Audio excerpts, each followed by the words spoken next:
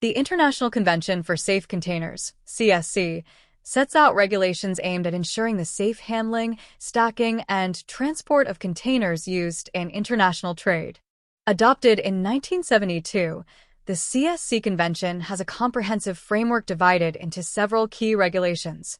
Here's a detailed overview of these regulations. Regulation 1. Definitions and application. Scope.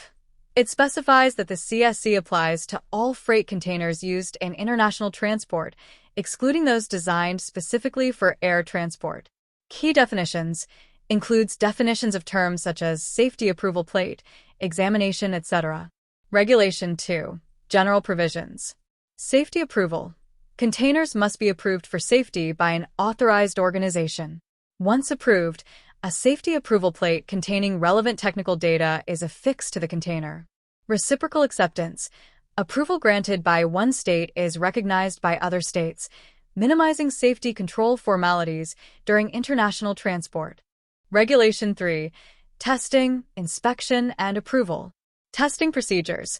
Containers must undergo tests to meet safety requirements, including structural safety tests for handling and stacking. Inspection requirements. Regular inspections are mandated. This includes both initial and periodic examinations. Regulation 4. Maintenance and examination procedures. Owner responsibilities. Container owners are responsible for maintenance to ensure compliance with safety standards. Examination intervals.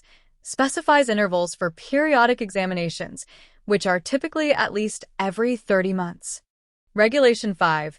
Safety approval plate. Content. The safety approval plate must contain information such as the container's identification number, date of manufacture, maximum operating gross weight, and a certification that the container complies with CSC standards. Placement. The safety approval plate must be affixed to the container in a permanent manner, ensuring it remains legible and intact. Sample of safety approval plate is displayed here for your better understanding. Regulation 6. Approval of existing containers.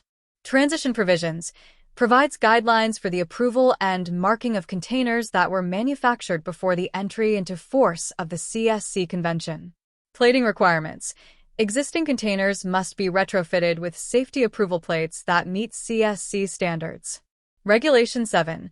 Examination and Maintenance Program. Examination Program.